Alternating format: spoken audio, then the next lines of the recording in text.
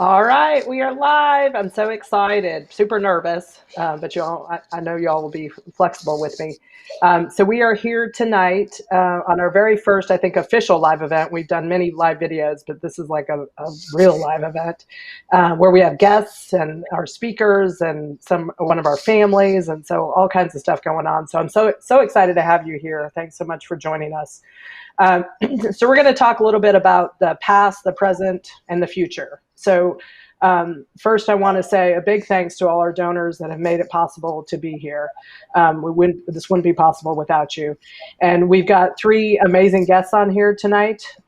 We have Dr. Mauricio De Castro, there he is, who is our principal investigator for our biobank and also on our board of directors. And he is the lab director for the Department of Defense at Keesler Air Force Base here. Also one of Willow's doctors. He's her geneticist. And then we have Mrs. Lynn Zimmer, who works at the Mississippi Gulf Coast Community College. And she is a biology teacher there and A&P. And so she teaches science students, knows science well, and she has become one of our #1 volunteers, big follower, and we appreciate her help so much. And then we have, last but not least, Tanya Gooden. So Tanya is another mother, and she has 2 children with MSD, and so she's joining us tonight to tell us about that and the struggles and things that they're going through as well. So kind of deep conversations tonight, but we want to keep this very transparent, and we've always done that. We've always let you all know exactly what's going on and what we're doing, and keeping it real, because this is about the kids and what we can do for them. So I just want to make sure I'm keeping up with my notes and everything. So one of the big things that we're going to talk about tonight is launching our year-end campaign. So, it's been COVID all year, and I know everybody's super focused on that, including myself. I mean, we have, my mom has cancer, and we have Willow here, so it's been COVID pandemic hell. But, there's been a lot of hope, I think, and we need to hang on to that. A lot of things have gone well, and hopefully we'll get through this. First quarter of next year, sometimes next year, we'll have vaccines and better times. And so it's one of the good things I think that's happened with COVID is people are much more aware about medical research and how medicine is required, not just for the few, but for the mass quantities. And so a lot of our followers and people that we've worked with, I think are much more aware of that than we have ever been. So we're, that's one positive thing. But we want to talk about, COVID has, we've struggled this year financially with our fundraisers. We weren't able to do Wicked Out for Willow. And, we still unfortunately have a huge amount of research to do. Next year, we plan on doing a study that's going to cost us about $257,000. And so we're still needing those funds coming in. And so tonight is about, bringing you all up to speed on what's been going on, what we have on the future, and where we need to go as far as fundraising and campaign. Count Me In. And so we thought that was a great name because so many of you all have already said, count me in to help. I mean, I talked to one of our donors today, and she said, count me in, Amber, whatever you need us to do, because you all have been so supportive on helping us move forward. So we are going into Giving Tuesday, which is tomorrow, with a $40,000 match, which is just amazing. It's the biggest match for Giving Tuesday that we've ever had. And so we're very excited about that. And so we have $40,000 as a matching grant, and then Facebook will match $7 million tomorrow as well. So as many of you that can possibly donate tomorrow, we have the chance to kind of get that 2-for-1 match, which we all love because it makes our money go way farther. So I'm going to start with some updates that you all have seen on Facebook over the last couple of weeks. We've talked about what MSD is. It's this rare, ultra rare disease, very similar to Alzheimer's or Parkinson's in a child. It happens to kids that are 2, 3, 4, 5, 6 years old. It's very regressive and it works very quickly. And 4 years ago, when Willow was diagnosed, we heard this awful news about this disease that was going to basically take her away from us. And we were told there was no treatment. We were told no. And we kept asking and we kept asking, and we just didn't take no. And finally, we found a research team that is amazing. And they started to work for us in 2018. And then that work is now working, which I think we have a video that's going to talk about our drug development work and how it's working.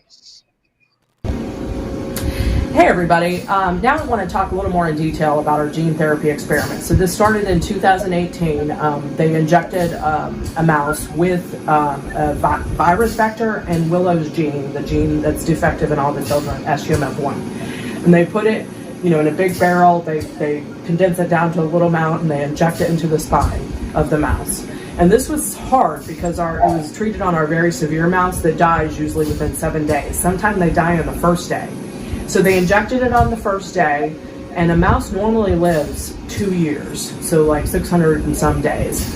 And our mice that were treated with the gene therapy actually lived almost a full mouse life.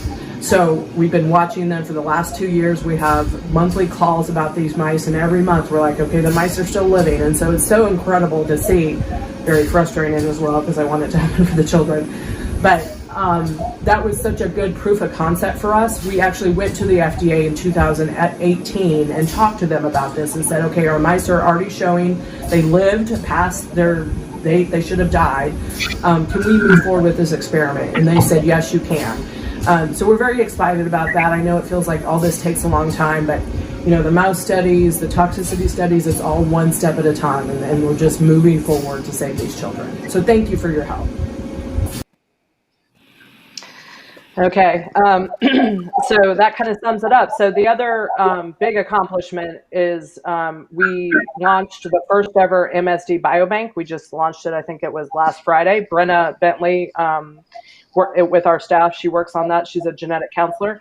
And Dr. Mauricio De Castro is our principal investigator. So I want to give him a minute and have him explain what is a biobank and what it's for.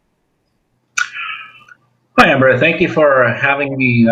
Happy to be part of this and explain a little bit more about the biobank. So a biobank, essentially what it is a repository of biological samples. It can be blood, it can be urine, it can be cell, it can be tissues from different sources. And the whole point behind having a biobank is having a collection of those samples that researchers can access at any time. So you can imagine for a ultra rare disorder such as MSD with less than 300-400 patients throughout the world, it becomes very important to have sort of a centralized location where researchers from all over the world can access those samples and then carry out genomic studies or proteomic studies or any other study that may lead to a cure for this condition. Okay. All right. And why is it important for us to have that because it was costly. It cost some of our donor money. Why is it important for us to have it for MSD? Absolutely. So that ties into essentially something that we're going to talk a little bit more about in a second, which is natural history study. So between the natural history study and having access to a biobank with the samples, that essentially lays down the path towards having a cure for this condition. So I mentioned researchers with access to these samples can then try, for example, different diagnostic tests to diagnose the condition sooner, or they can try different medications or different molecules to see if they change the level of some of the chemicals in the blood or the urine or whatever tissue that can lead them down a path towards a cure. Right. And, what we found is, a big part of this when you have just a few patients is they those samples are so valuable. Like that's I think, besides money, one of the reasons that pharmaceutical companies go after larger diseases is because they have, millions of patients. And so they can get a few hundred samples easily. With us, when we only have less than 100 patients, it's hard to get just 8 samples. But because we have such amazing families, they step up every single time. And so we're able to collect that. It's usually blood and urine, and get that sent to whoever needs it for their research. Yeah, absolutely. Like you said, these are precious samples, so it's very valuable to have them all in a centralized location where they're easily accessible to researchers all over the world. Okay. Yes, and to expedite the research. I mean, we're doing a big push right now, trying to get blood and urine. Tanya knows this, by the end of the year, for some work that's being done. So it's always a big hurry to get all this done. So you talked about the natural history study, a little bit more about that. So we did a retrospective natural history study. So we went back in time. The doctors did a great job with that and looked at all of our patient records, looked at all the Willow's records and whoever else submitted their data. And they were able to come up with a really good picture. And then we were hoping that we wouldn't have to do a prospective natural history, but there's some gaps in the data and still a lot that's not known about the disease. There's kids like Willow, and then there's kids like the Goodens, which we're going to see here in a second. So they're doing a prospective natural history study. So you want to talk a little bit more about that? Yeah, absolutely. So, the importance of natural history studies is not something that dawned on me until I was well into my genetics fellowship. So back at the NIH, at the National Institute of Health, a big part of what they do is actually natural history studies. And seeing these firsthand is what made it click for me. So a natural history study, essentially what it is you take a group of children, in this case, with a rare disorder, and then you follow them prospectively, meaning you follow them moving forward as opposed to looking back at data. And so the whole purpose of this is to have a very good, thorough, granular look into what the condition is, what the different manifestations are, the degree of severity. So for genetic disorders, it's not uncommon that some people are more mildly affected, some people are more severely affected. And so it's very hard to get a sense of that until you get a group of diverse individuals with different mutations, different manifestations, and then follow them in time. And so, as I mentioned with this, we get a good sense of how severe the disease, how severely affected are the people that have, a really bad case of this condition, or how mildly affected are on the other end of the spectrum, people that may have a less severe form of the condition. And then what sort of things can we expect? What can we expect as patients get older? How quickly does it progress? And so all that information is very helpful for the researchers trying to come up with a cure, what to target, how to target it, who will benefit the most, what sort of improvements can we see, what sort of improvements might be harder to get, that sort of information. So natural history studies are kind of the groundwork and a very necessary first step in trying to come up with a cure. And so some people, say, well, should we be investing all this money and just studying the condition? Should we do something about it? Well, you can't do something about it until you fully understand it. And you can't fully understand it until you do a natural history study. Right. And I think it's I'm frustrated with the whole process because it takes so long. And I know a lot of our people that follow us have been following us for 4 years. They're like, Amber, you told us, you could push forward this gene therapy in 2 years. And I really back then thought we could, I thought, and our doctors thought that we could, because, they were like, okay, if you do everything simultaneously, if you raise $3 to $5 million and do all of this stuff at the same time, you could do it, in 2 years. But we didn't raise 3 to 5 million. We raised a few $100,000, which has gotten us every step of the way. So we take the 200,000 and we pay for the next thing, and then we take the 200,000 and we pay for the next thing, and that's what we've been doing all along. So it does feel like I wish it was condensed. Oh, do I wish it was condensed? But I think we're going as fast as we can. Yeah, and it's easy to not realize how much money goes into a natural history study. And so, you got to think, we have to really thorough, granularly study these children. And so that includes imaging studies, MRIs, where they're not cheap, or CT scans, blood draws, lumbar punctures, stays at the hospital. We have to fly the children to wherever they're going to do the natural history study. And so all these things add up, and it's going to be a lot of money. And it's easy to think, well, why, should we spend hundreds of thousands of millions of dollars in this? And that's really the reason why it's a pretty involved process. It's akin to a lengthy, very involved hospital stay where the doctors try to learn as much as possible from the disease in, let's say, a week. And like I said, that adds up and it costs a lot of money. Yeah, it does. So, I mean, I can sit here all day and talk about science. You know how I love it. But I'm going to move on to Lynn Zimmer. Lynn, but you're going to stick around for a minute in case anybody has some questions. Okay, I'll and stick if anybody around. has questions, you can send them in the Zoom chat on the messenger. So, all right. Or no, Tanya's next. Sorry, Lynn. All right, so next is Tanya. She's on the right, so it was messing me up. Okay, so Tanya, we're going to get through this without crying. All right, so I think we have a photo right off the bat of Grant and Grace. So you can introduce your kids if you, and just you and your husband, tell a little bit about you guys. Hey, Amber, thank you for having us here tonight.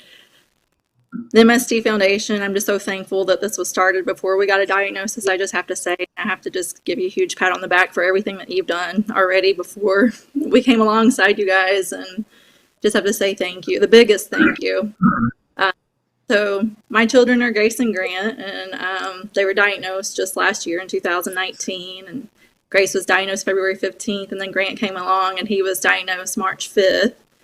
And they're just the most two precious beings that ever walked the earth. And it's the worst diagnosis, if you read about it, that probably one can get.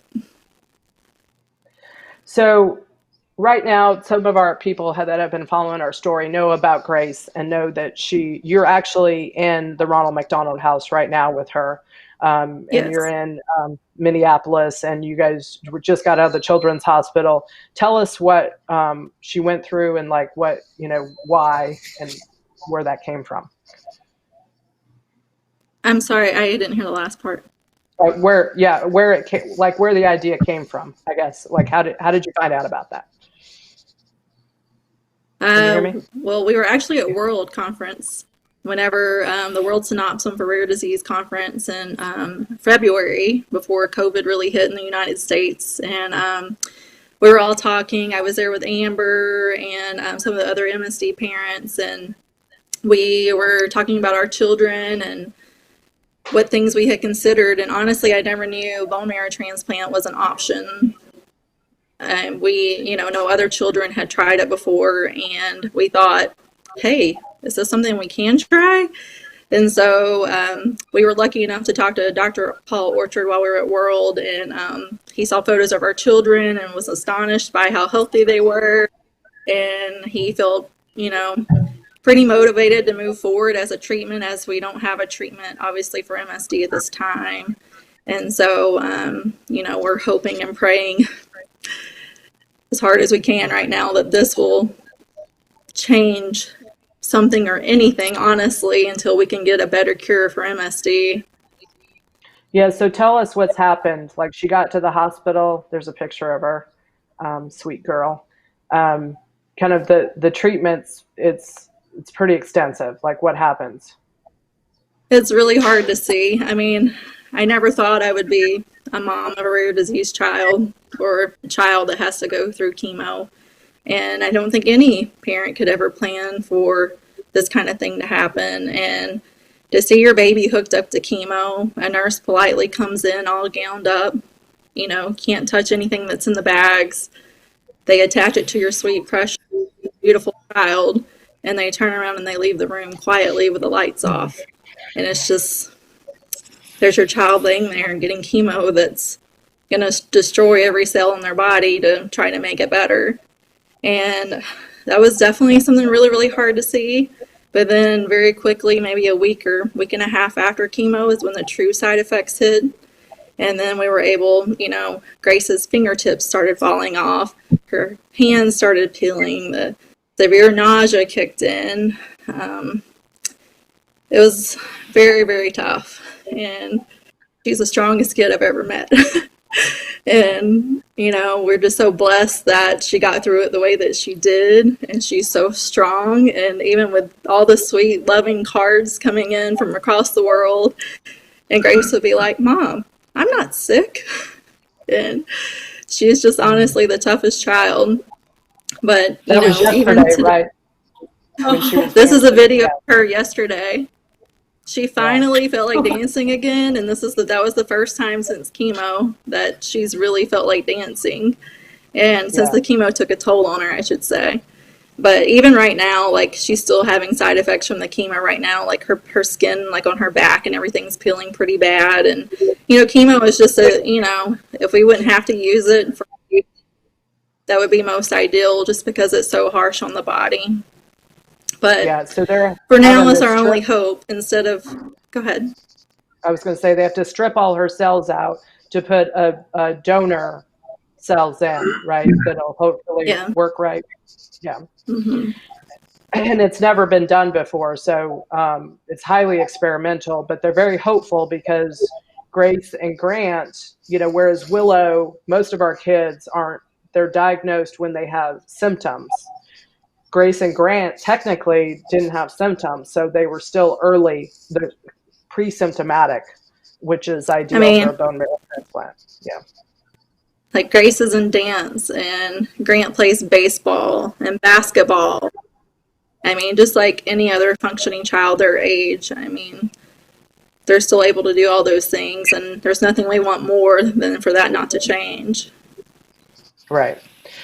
So, and let me just do kind of for those who are just joining us, I'm here with Tanya Gooden, who is a mother of 2 beautiful children that have MSD. We met last year, through this hell, but, we've become friends, and, Tanya's a great mother and advocate, and her and her husband both jumped right in, and your whole family really jumped right in to help.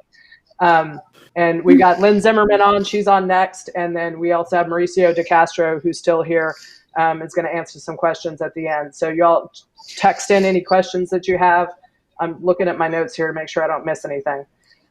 So we talked a little bit about World, and you were able to come to that this year. So it's our science conference. And so, just kind of briefly, what was that like coming in and hearing like a gazillion science things? Well, we were just ready to jump in and learn anything and everything that we can to try to just come alongside you guys and help trying to find a cure for this disease. And I just wanted to go talk to every single person there and meet, I wanted everyone to hear about MSD, everyone to see pictures of my children. I know there has to be hope, that we just can't give up. And so we went there to meet people. What was it like talking to Steve Gray and hearing about our gene therapy? I'm just so grateful that the science is there. I'm grateful for great scientists that are working on these things, and that we're as close as we are. We're so close to a cure, so close. There's so much hope. And, so I think it's really good just to be a part of all that, and the phone calls and everything. There's so many details that people don't know publicly that are behind the scenes that go into this. There's a lot that goes on behind the scenes. Anything you want to say to our donors and supporters? Just honestly, the biggest thank you. The support means more than each of you could ever know. Every single dollar, every single just prayer, sweet note, anything it is, honestly, is just a huge benefit for our family. And every single dollar honestly does make a difference, because in rare disease, I had no idea until we were in this world, in the rare disease world, that, we don't get funding from other places. We raise our funding dollars, and that's hard work. So each and every dollar that comes our way truly is impactful for our science to continue. Yeah, and it's $10 at a time is how we've gotten here and paid for what we have. It's not, people think it's big, that we have Michael Jordan or somebody write big checks. It's $10, $20 checks that has gotten us here. So, okay. Well, Tanya, you mind hanging out a minute? I think people probably do have questions for you and what Grace is going through and about your family. We're going to shoot over to Lynn Zimmerman with the Mississippi Gulf Coast Community College. There's Lenny. All right, Lynn. So talk to us. You've been a supporter for what, like 3 years now, I feel like. Talk to us about why, because it's just a few kids. It's Tanya's got a couple kids. We got about, 12, 15 families in the U.S. Why do you care? Well, this started out for me in the classroom when I assign every semester a research project for my students, and we center it on diseases that have a known genetic link. So I tell students you can choose any disease as long as you can find out what chromosome and maybe even what gene is related to that's causing this disease. And so I wanted to make this assignment more than just an assignment and make it real to the students. And that's where Melissa, one of my students, told me about Willow. And from that, she has just infiltrated in the most profound way every part of my life.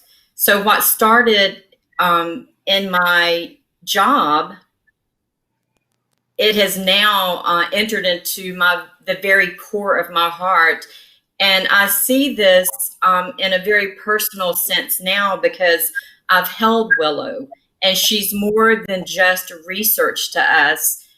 She is a little girl who deserves to be walking and running and eating and playing like every other little 7-year-old girl now.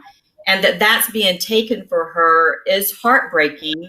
And Tanya's kids, it's just so unfair. And so at this point, when I think about Willow and I think about multiple sulfatase deficiency, I see my Ezra and my Miette, my grandkids. And it sounds horrible, but I feel guilty for a split second that Willow and our other MSD kids are not having the lives that they have. And then I go, oh, but please God, don't let this happen to them.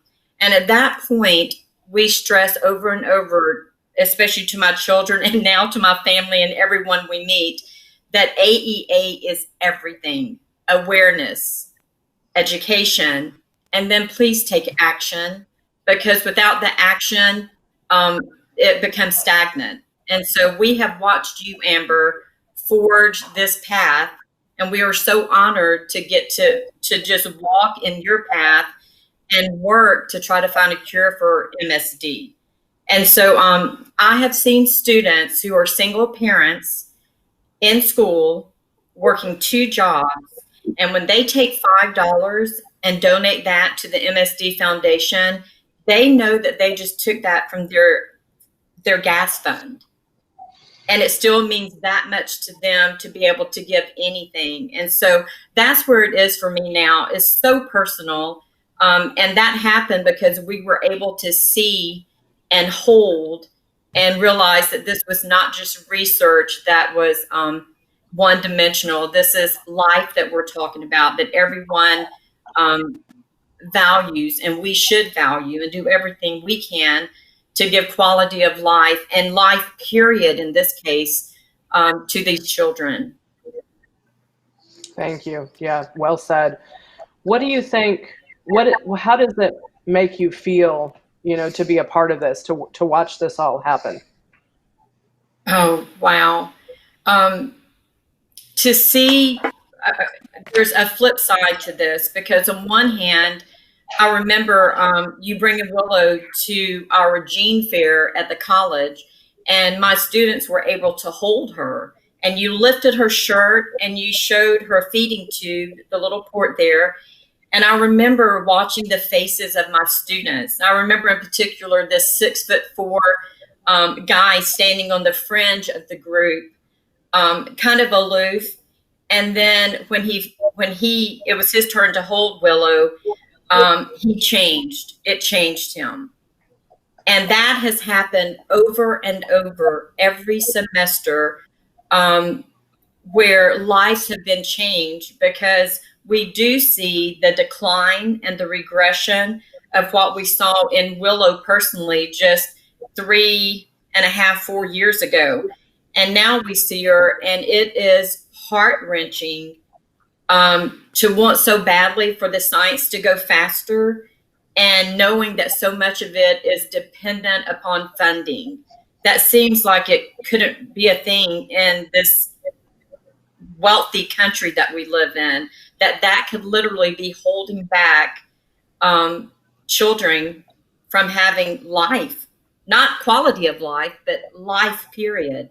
So just to be a part of this, whether it's the month that we can only donate $5 or the month that $50 or whatever, we've realized now, and especially with students, I see this more and more, that the amount is not as important as the fact that you're giving something. And it's just a beautiful thing to be a part of. And I hope that we're going to be able to soon say, remember when this was a disease with no cure? Remember that? And I tell my students all the time, you get to be part of that. You get to say, I remember when there was no cure, and I was part of getting us to a cure for this rare and horrible disease. Yeah. I tell people all the time, won't it be incredible when the first child goes to clinical trial, and like, I hope we'll have a camera in there, and like, it'll be a big news thing, and they'll get treated. And it's like, I can't wait to tell everybody, like, you did this, like all of you did this. Yes.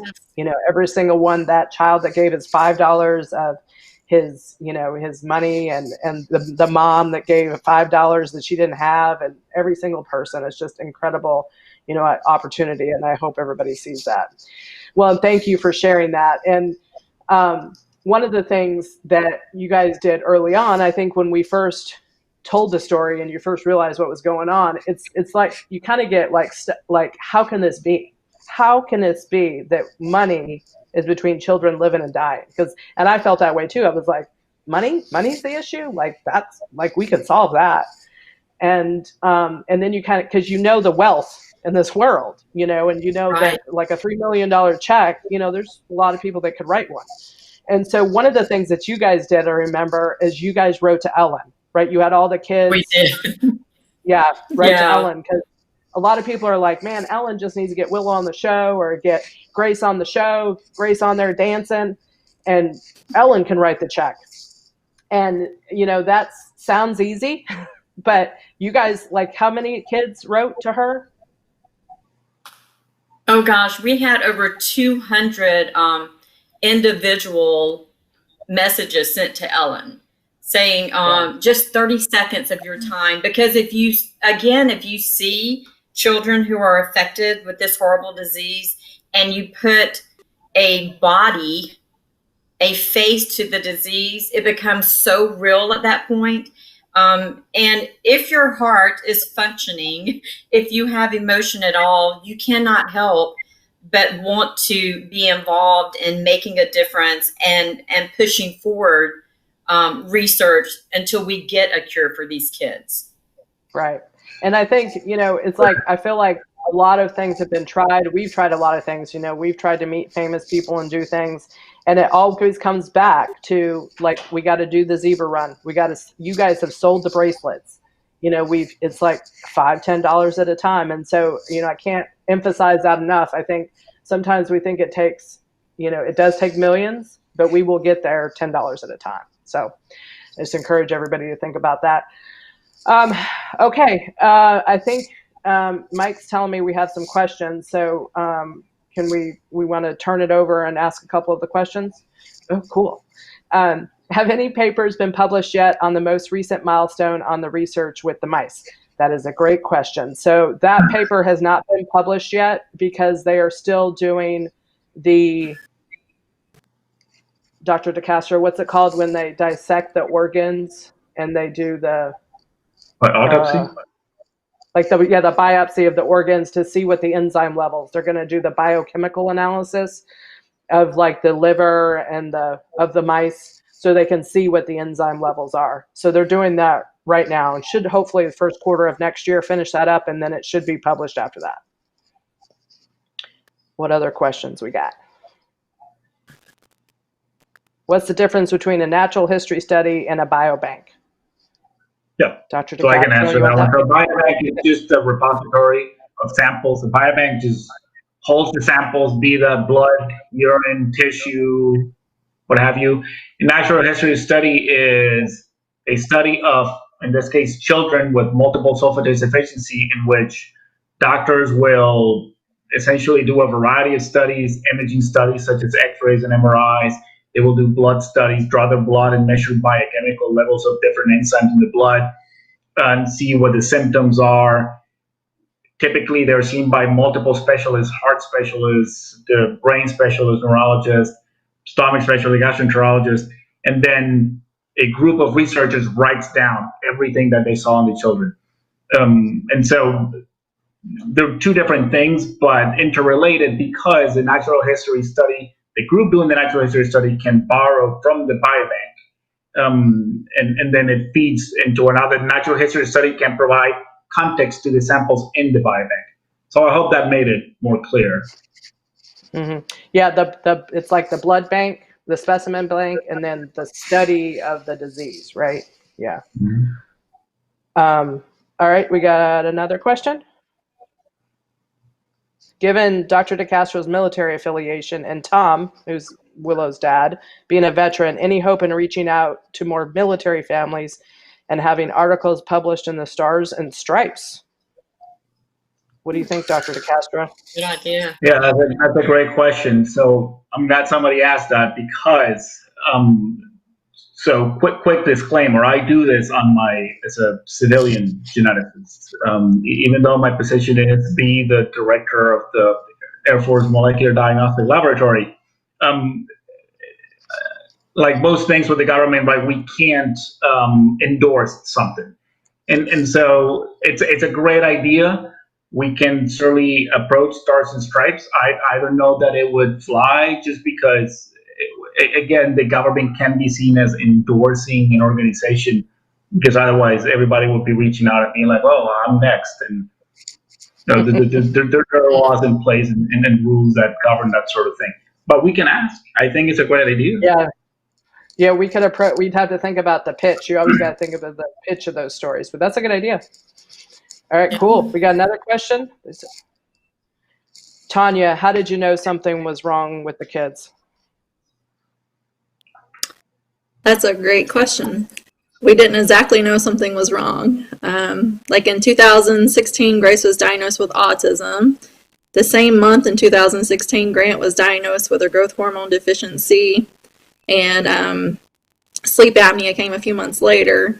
Other than that, that's the only diagnoses that our family had until we received multiple sulfatase deficiency. So really, autism was the telltale sign. Growth hormone, just short stature. So there was nothing that screamed MSD. And so in my heart, that's why I'm like, how many more kids are out there that look just like Grace and Grant? And how do we find those kids? Can we find those kids from an autism panel? Can we find those kids from newborn screenings? Like our early prevention once we get our cure up and going. Right, and a lot of autism is genetic. And you found, didn't they added the MSD to one of the autism panels, didn't they, Tanya? Yes, yeah. On GeneDx. So that was wonderful news. Yeah, that was where the kids were diagnosed, right? So after they saw probably Grant and Grace, that happened. Yeah, so it's amazing. I mean, all these little changes, all these things, new discoveries help, you know, all the future kids. So that won't be so difficult. And do we have a final question? Okay. Is United MSD Foundation part of the list of the combined federal campaign organizations, or planning to? So actually, Nicole is our development specialist, and she had brought that up when she just started a few months ago. And so I think that is something that we're going to look into. There's a little bit of cost to it, but I think for smaller organizations, it's not as much. So to get on there would be good, but we just need people to spread the word and get it out there, because I don't think anybody's going to check United MSD Foundation unless they know about Willow or Grant Grace. In addition to donations, how else can people help? So we're always looking for volunteers. Lynn knows this because she sends her kids over, her students over. We just did a big mail out last week, and we had some of our students over. My kids got involved too. So we are always looking for volunteers, either for our events or administrative stuff in the office, and spread the awareness. So anybody that's donated got a sticker in the mail. If you didn't, let us know. And it says, I'm a MSD warrior. If you take a picture of that, put a selfie on Facebook, share this live broadcast, tell all your friends. I mean, that's a huge part of this is awareness. So any other, Lynn, you have any other ideas about what they could do? Well, as soon as we get through COVID, we have the Zebra Run, we have the Gene Fair, we have the Walk for Willow, the STEM event that we do once a year for Willow's birthday to celebrate another year with Willow, but also to raise awareness for MSD. So many different things to do when we're not quarantined. Yeah. Yes. Yes. But until then, there's social media. So Instagram, Facebook, just do CureMSD all over the place. What is the life expectancy of these children? Tanya, you want to take that one? We wish it was a lot longer. It was 10 years. We thought it was at 10 years. Now we've learned it's the average age of 13 is the average age of death now. We need to change it. And Dr. DeCastro, when you first learned about it, what was the age that you heard? So the question is not straightforward, and the reason for that is depends, and so giving an average age is not particularly helpful. Giving an average age for the specific subtypes might be a little bit more helpful. So we know that children that are severely affected or have severe form of MSD, the actual life expectancy is less than 2 years old, to about 2 or 3 years old. For children that have, let's call it moderate or infantile form, we know it's about 10, 12 years old. But there's also a milder form, and there's been people reported in the literature living until their 30s, 40s. And so it's difficult to answer, but it depends on how severely affected that child or person is. But yes, if we're to lump everybody, the average, evens out to be about 13 years old, but very, very widely between 1, 2, and 40 years old on the other end. Right. Good point. Okay, so I think we went a little longer than we wanted to, but it was good information. So I appreciate everybody hanging on. So final thoughts that each of you have. Dr. DeCastro, you want to go first? Sure. So I understand that this is the purpose of the program today was to encourage people to donate. So I will say that again, my disclaimer as a civilian, not as an employee of the Department of Defense, I would encourage people, if you can donate. Or as Lynn said, if you can volunteer, or anything that you can do to help, every bit helps. And that's what I would say. Lynn, what do you got? Any final thoughts? Yeah, I would go back to AEA. If you can't be a part of the equation as far as helping to fund, help bring awareness to the plight of what this MSD Foundation is doing, which is finding a cure for this rare fatal disease. And then to educate those around you about it, and then take action, whether it's just showing up to help work one of the events or actually donating. But just keep that in the forefront of your mind, please. And again, that these are children, and we want to see them lead full lives, and you're going to be a big part of that, regardless of what part of the equation you decide to be part of. All right. And Tanya, you want to, any final thoughts? Lynn did a great job there. But honestly, it's just, I think, donating, spreading awareness. You know, if we can get our MSD out there, let people know that this horrible disease exists, if we can, you know, get more funding and get in front of more scientists even. We need more help. Right. Anything that we can get, we'll take.